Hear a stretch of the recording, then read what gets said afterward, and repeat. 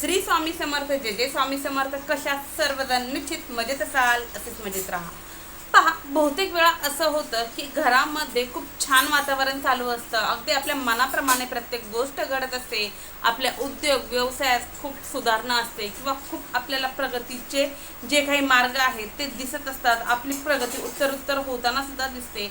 आपल्याला समाजात, घरात, दारात प्रत्येक ठिकाणी मान सन्मान भेटतो. कामाच्या ठिकाणी सुद्धा आपली वाहवा होते, आपलं प्रमोशन होतं, आपलं इन्क्रीमेंट होतं. आपल्याला जसं हवं आहे तसं लोक आपल्याबरोबर वागतात. आपण म्हणन त्या पद्धतीने लोक वागतात. त्याचप्रमाणे आपल्या घरामध्ये जी काही संपत्ती येते किंवा जो काही पैसा येतो तो व्यवस्थित मार्गाला जातो आणि त्याच्यातून काही सेविंग सुद्धा होते. त्याचबरोबर आपलं जे काही नवरा बायकोचं नातं असेल किंवा कौटुंबिक जे काही आपले रिलेशन असतील त्यामध्ये सुद्धा प्रेम असतं, आपुलकी असती आणि खूप सुंदर असा प्रतिसाद आपल्याला घरातून सुद्धा भेटत असतो. आपण घरामध्ये सुद्धा खूप आनंदी असतो. बहुतेक वेळा असं होतं की आपण आपल्या जीवनामध्ये खूप खुश असतो, खूप सुखी असतो. असं वाटतं की बाबा रे, आता मला कशाचीच कमी राहिली नाही, मी माझ्या जीवनात खूप सुखी आहे. आणि त्याच वेळेत अचानक तरी कुठून तरी पाल शिंकते असं म्हणण्यासही हरकत नाही आणि आपले जे काही फासे आहेत ते उलट पडताना आपल्याला दिसतात. आपल्या जीवनामध्ये वेगवेगळे बदल चढ उतार होताना आपल्याला दिसतात. आपण त्यावेळेस म्हणतो की बाबा रे, माझ्या संसाराला नक्कीच कुणाची तरी नजर लागली किंवा माझा उद्योग व्यवसायाला कुणाची तरी नजर लागली. माझ्या घरामध्ये हा व्यक्ती येऊन गेला किंवा ही व्यक्ती येऊन गेली, त्यानंतरच माझ्या घरामध्ये भांडणे कटकटी व्हायला सुरुवात झाली किंवा माझ्या घरामध्ये आजारपण आलं. माझा जो काही उद्योग व्यवसाय होता तो सुद्धा सुंदर चालू होता, परंतु ही व्यक्ती येऊन गेल्याच्या नंतर माझ्या उद्योग व्यवसायामध्ये अधोगती व्हायला सुरुवात झाली. त्याचप्रमाणे पहा, बहुतेक अशाही कमेंट्स येतात की ताई, माझी मुलं माझं खूप ऐकत होती, खूप छान होती, अभ्यासामध्ये सुद्धा खूप छान होती, परंतु आता मुलं ऐकतच नाहीत, मुलं उलट बोलतात किंवा मुलं अभ्यासामध्ये सुद्धा त्यांचं लक्ष लागत नाही. आमच्या घरामध्ये कंटिन्यू आजारपण येत आहे, भरपूर काही पैसा येत आहे परंतु तो टिकत नाही. जे काही सोन्याचा संसार चालू होता त्याला कुणाची तरी नजर लागून आज घरामध्ये छोट्या मोठ्या कारणावरून कंटिन्यू वादविवाद होताना दिसतात. कंटिन्यू आजारपण चालू आहेत. कोठून पैसा येतो आणि कोठे जातो हे सुद्धा समजत नाही. जर तुम्हालाही अशा संकटांचा सामना करावा लागत असेल, तुमच्याही घरामध्ये जर असे बदल होताना दिसत असतील तर निश्चित समजून जा की आपल्या घराला कुणाची तरी नजर लागलेली आहे, कोणीतरी काहीतरी इडापिडा काहीतरी केलेली आहे किंवा आपले जे ग्रह आहे ते ग्रह उलट फिरायला सुरुवात झालेली आहे किंवा आपल्याला प्रखर पितृदोष आहे किंवा वास्तूमध्ये काहीतरी दोष आहे असं म्हणायलाही हरकत नाही. आणि पहा, ज्यांना पितृदोष असतो किंवा ज्यांना नजर दोष लागते त्यांच्या जीवनामध्ये इतके चढ उतार येतात ना की त्यांनी कितीही प्रयत्न केला, कितीही देवदेव जरी केलं तरीही त्यांना त्याचं जे काही रिटर्न आहे ते भेटत नाही किंवा त्या सेवेचं फळ भेटत नाही. बहुतेक कमेंट्स अशाही येतात की ताई, मी खूप सेवा करते, मी हा उपाय केला, तो उपाय केला, परंतु मला काहीच फळ नाही आलं. का बरं? तर हेच पितृदोष आणि नजर दोष जर एखाद्याची लागली असेल तर ते इतकी प्रखर असते की आपण कितीही देवदेव जरी केला तरीही होत नाही. पहा, पितृदोष असा असतो की पुराणापासून आपल्याला सांगत आलेले आहे, ज्योतिषशास्त्रामध्ये सुद्धा सांगण्यात येत असतं आणि असंही सांगण्यात येतं की तुम्ही देवदेवतांची कितीही सेवा केली तरीही पितरांची सेवा आधी करावी लागते, पितरांना संतुष्ट आधी करावी लागतं आणि त्यानंतरच आपण जी काही सेवा करतो त्या सेवेचं फळ आपल्याला मिळत असतं. म्हणून सांगण्याचं तात्पर्य असं की आपल्याला पितरांना सुद्धा संतुष्ट करायचं असतं.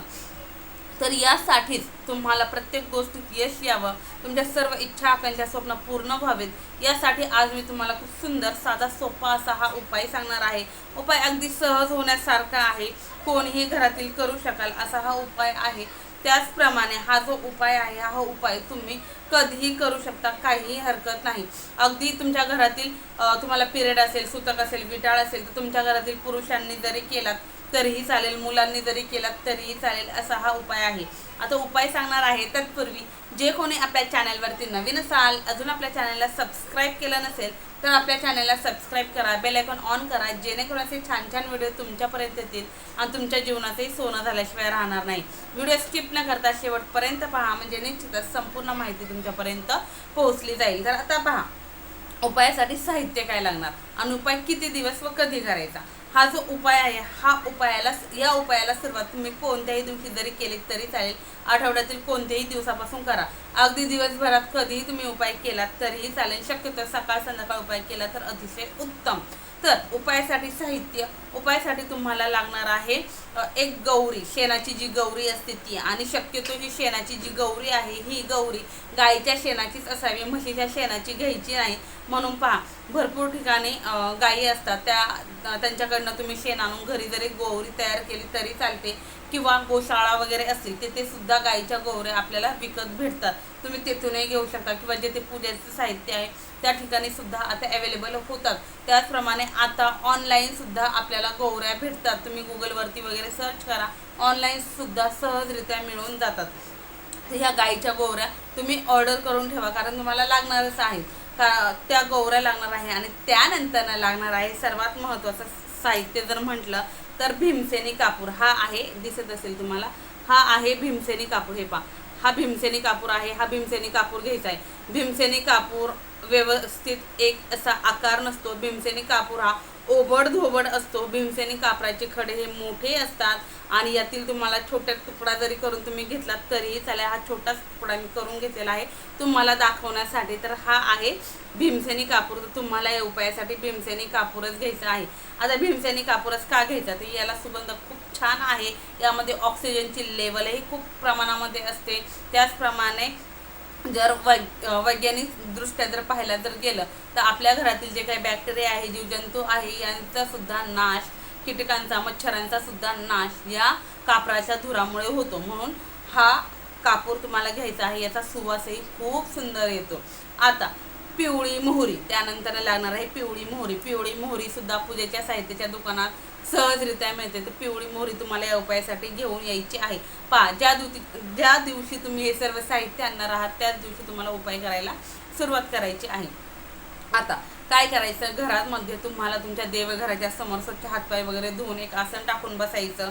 उपाय सुरुवात करण्यापूर्वी एक दिवा प्रज्वलित करून घ्यायचा, कारण कोणताही उपाय जर अग्नीच्या साक्षीने जर केला तर त्याची जी काही प्रचिती आहे, त्याचं जे फळ आहे ते लवकर आपल्याला भेटतं का, तर अग्निदेवतांच्या साक्षीने आपण हा उपाय करत असतो. त्यानंतर धूप आणि अगरबत्ती तुम्हाला लावून घ्यायची आहे. आणि तुम्ही जे पहा, धूप जाळायचं तुमचं एखादं भांडं असेल, किंवा एखादी मातीची पंती असेल, किंवा तुम्ही ज्यामध्ये घरामध्ये धूर जाळता किंवा धूप जाळता ते भांडं असेल, किंवा एखादी मातीची खोलगट पंती जरी तुम्ही घेतली तरीही चालणार आहे, किंवा होम हवन करण्याचं जर भांडं असेल त्यामध्ये जर तुम्ही हा उपाय केला तरी चालेल. आता कसा करायचा, तर तुम्हाला काय करायचं आहे, ते जे काही भांडं तुम्ही घेतलेलं आहे ते भांडं समोर ठेवायचं.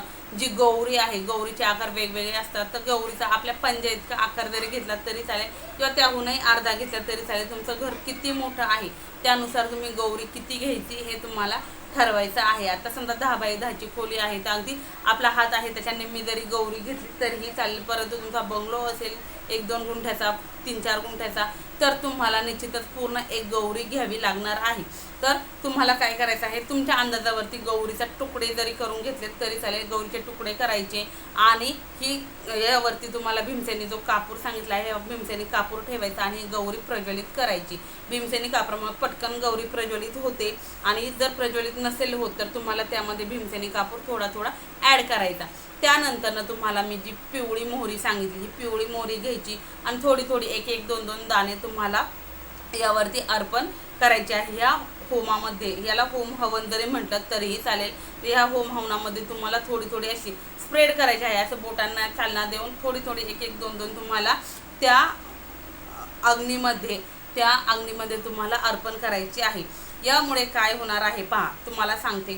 गौरीमध्ये काय असतं, 33 कोटी देवांचा वास असणाऱ्या गोमातेचं हे शेण असतं, म्हणून आपल्याला त्यांचा आशीर्वाद तर भेटतो. आपण पाहिलेलं आहे पुराणापासून ते आत्तापर्यंत गौरीला, गाईच्या शेणाला अतिशय महत्त्व आहे.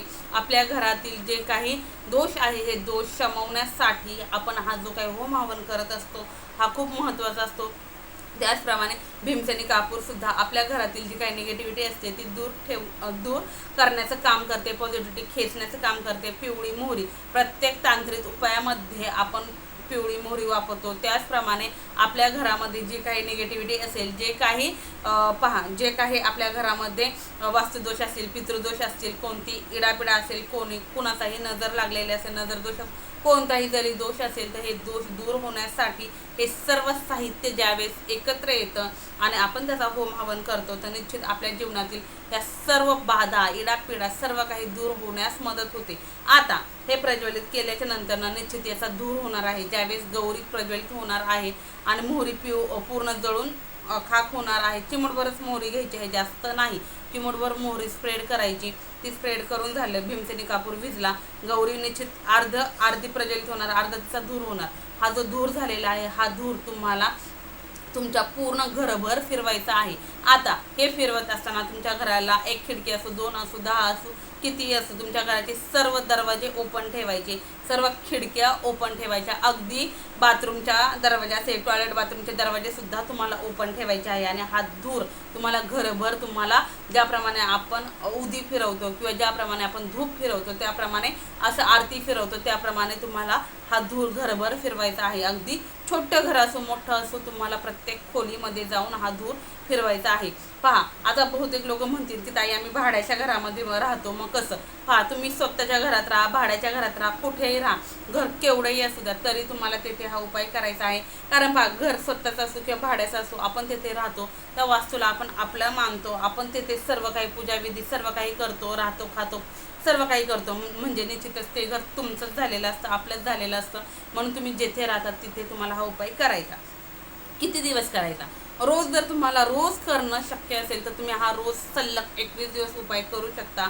जर रोज करणं शक्य नाही तर तुम्ही दिवसाआड जरी हा उपाय केलात तरीही चालणार आहे, किंवा तुम्ही 3 दिवसांनी 4 दिवसांनी मिळून जरी केलात तरीही चालणार आहे, किंवा तुम्ही आठवड्यातून एकदा केलात तरी चालणार आहे. पहा, फक्त 21 वेळेस तुम्हाला हा उपाय करायचा आहे, मात्र लक्षात ठेवा.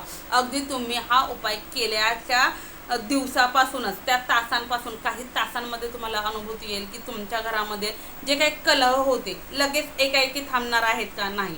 हळूहळू कोणत्याही गोष्टीची अनुभूती येते तर तुमच्या घरातील कलह थांबताना दिसतील. तुमच्या घरातील जे काही आजारी व्यक्ती होता, जो काही झोपून व्यक्ती आहे, त्या व्यक्तीच्या सुद्धा उशाशी तुम्ही हे थोडा वेळ ठेवा.